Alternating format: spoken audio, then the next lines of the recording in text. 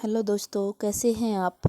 और किस प्रकार का आपका क्वेश्चन पेपर आया था यूजीसी नेट हिंदी साहित्य फर्स्ट शिफ्ट में आए हुए क्वेश्चन है। ये किसी अभ्यर्थी के द्वारा भेजी गई क्वेश्चन है। मेरे अनेक स्टूडेंट्स हैं जो यूजीसी नेट का पेपर देकर आए थे, उनके द्वारा भेजे गए ये क्वेश्चन है फर्स्ट शिफ्ट के हिंदी साहित्य के। क्वेश्चन का लेवल जो था वो मॉडरेट था दोस्तों। मैंने सेकंड शिफ्ट के भी क्वेश्चन बनाकर डाले हुए हैं और ये फर्स्ट शिफ्ट के भी डाल रही हूँ। दोनों वीडियो को देखकर आप समझना कि किस प्रकार का लेवल दोनों पेपर में रखा गया था।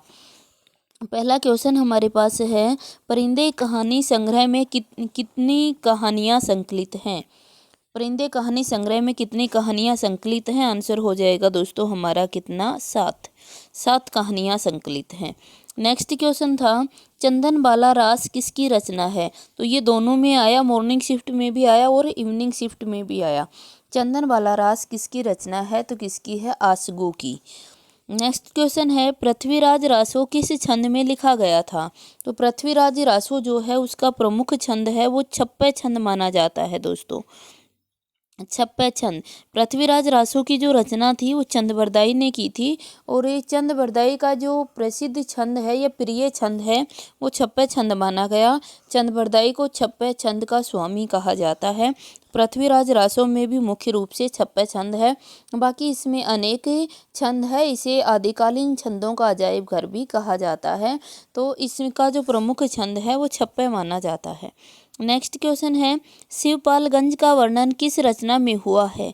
तो शिवपालगंज का वर्णन किस रचना में हुआ है। तो दोस्तों आंसर आ जाएगा राग दरबारी। शिवपालगंज का जो वर्णन है वो राग दरबारी में हुआ है दोस्तों। ये अभ्यर्थियों के द्वारा भेजे गए क्वेश्चन थे।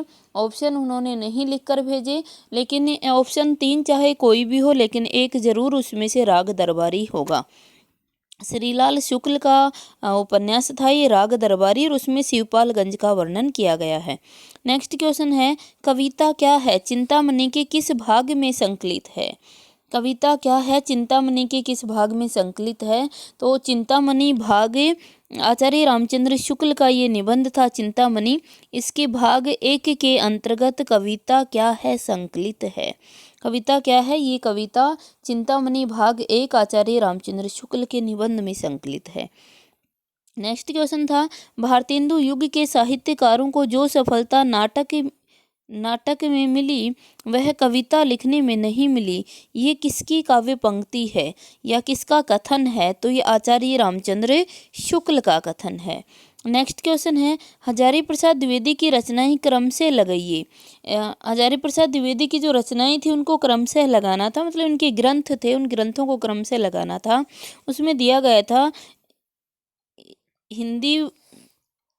हिंदी भाषा का उद्भव और हिंदी साहित्य का उद्भव और विकास, हिंदी साहित्य की भूमिका और हिंदी साहित्य का आदिकाल।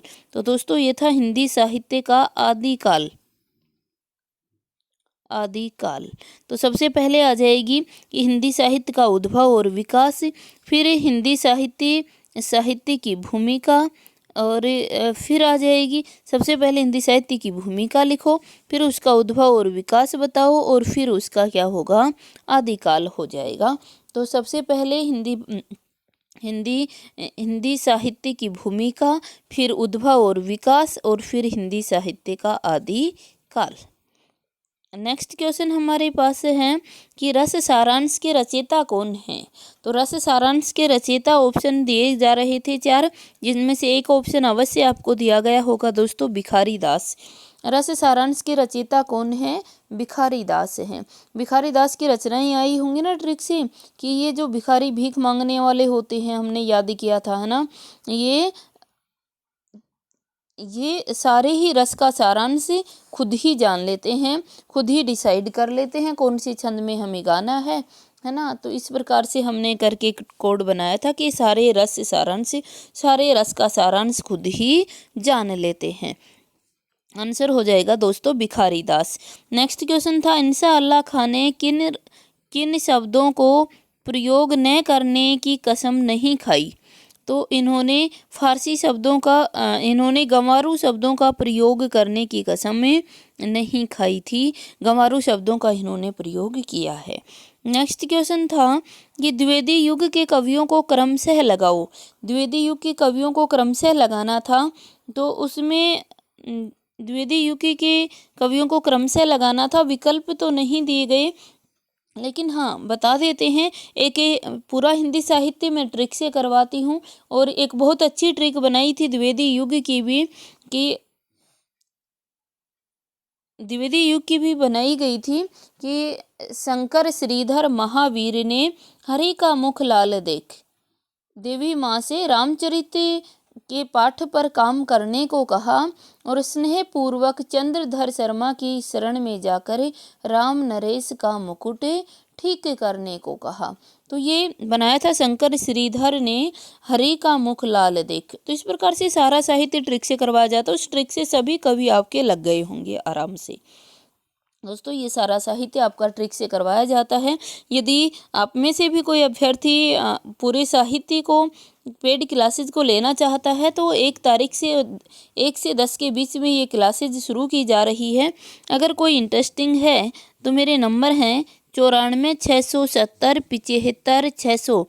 इस पर आप नेट JRF लिख कर कमेंट कर सकते हो। फिर आपको बता दिया जाएगा कि किस प्रकार से क्लास आपको लेनी है, क्या शेड्यूल रहेगा, क्या फ़ी रहेगी। हाँ दोस्तों, अभी एक ऑफ़र चल रहा है। यदि आप 1 से 5 तक, यदि आप अभी से 1 या 5 तक, 5 जनवरी तक यदि फ़ीस सबमिट करवा देते हैं, तो फीस में 33% का ऑफ़र आपको दिया जाएगा। 33% फीस कम आपको सबमिट करनी होगी। तो यदि आप अभी फीस सबमिट कर देते हैं तो ये 33% का लाभ आपको फीस में मिल जाएगा। और यदि पूरे हिंदी साहित्य को, चाहे आप असिस्टेंट प्रोफेसर की तैयारी कर रहे हो या UGC नेट की, पूरे साहित्य को यदि ट्रिक के माध्यम से आपको करना है, और जहाँ डिटेल की आवश्यकता होती है हम डिटेल में जाते हैं, जहाँ ट्रिक की आवश्यकता होती है वहाँ ट्रिक से करवाते हैं, लेकिन बहुत गहराई से आपको ये करवाया जाता है। यदि आप भी इच्छुक हैं तो इन नंबर पर आप संपर्क कर सकते हैं। नेक्स्ट क्वेश्चन था श्रीधर पाठक, हरियोध श्रीलाल शुक्ल, राम नरेश त्रिपाठी। तो ये शायद इसके ही विकल्प दिए गए थे, द्विवेदी युग के ही। शंकर श्रीधर महावीर ने हरि का मुख लाल देखे, हरि का मुख लाल देखे देवी माँ से रामचरित पर काम करने को कहा, तथा स्नेह पूर्वक, स्नेह से शुक्ल था, स्नेह पूर्वक चंद्रधर की शरण में जाकर राम नरेश का मुकुट ठीक करने को कहा। तो इससे आपको ट्रिक याद हो गई होंगी।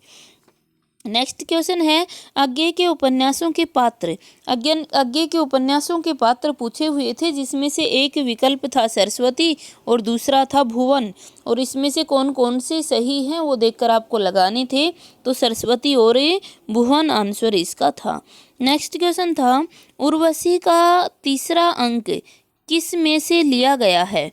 उर्वशी का जो तीसरा अंक है वह किस ग्रंथ से लिया गया है। तो दोस्तों उर्वशी का तीसरा अंक था, यह ऋग्वेद से लिया गया है, ऋग्वेद से लिया गया है तीसरा अंक। नेक्स्ट क्वेश्चन था रस संबंधी ग्रंथ है। तो रस संबंधी ग्रंथ इसमें दिए गए थे, 4 विकल्प थे, जिसमें से एक विकल्प था साहित्य दर्पण। साहित्य दर्पण एक रस संबंधी ग्रंथ है। नेक्स्ट क्वेश्चन पूछा गया प्रकाशन वर्ष के अनुसार सही क्रम क्या है। तो पहला है झूठा सच 1958 का, राग दरबारी 1968, मानस का हंस 1972 और जिंदगी नामा 1969। तो ये क्वेश्चन पूछा गया था, ये इनका सही क्रम है। नेक्स्ट क्वेश्चन है दोस्तों इनमें से अस्तित्ववादी विचारक नहीं है। कौन अस्तित्ववादी विचारक नहीं है। तो ऑप्शन भी इसमें दिए गए थे, जिनमें एक ऑप्शन हमारे पास था क्या, एजरा पाउंड। जो एजरा पाउंड हैं वो अस्तित्ववादी विचारक नहीं है। नेक्स्ट क्वेश्चन था मनोविश्लेषणवाद से संबंधित नहीं है। तो ये विकल्प दिए गए थे, जिसमें एक विकल्प दिया गया था पाठ संरचना। जो पाठ संरचना है वह मनोविश्लेषणवाद से संबंधित नहीं थी। नेक्स्ट क्वेश्चन हमारे पास दिया गया था। नेक्स्ट क्वेश्चन था कुबेरनाथ राय के निबंध संग्रह हैं। विकल्प है कामधेनु 1980 और आगम की नाव 2002। ये दोनों ही जो थे ये कुबेरनाथ राय के निबंध संग्रह थे। दोस्तों ये 18 से 20 क्वेश्चन मैंने आपको करवाए हैं और जैसे ही मेरे पास और क्वेश्चन पहुंच जाते हैं तो पूरे के पूरे 60+ क्वेश्चन आपको करवाए जाएंगे नेक्स्ट वीडियो में। अब इतना ही। फिर से कहना चाहते हैं कि यदि आप हिंदी साहित्य की डिटेल से तैयारी करना चाहते हैं तो मेरे नंबर हैं 94 670 75 600। इस नंबर पर आप संपर्क कर सकते हो। धन्यवाद।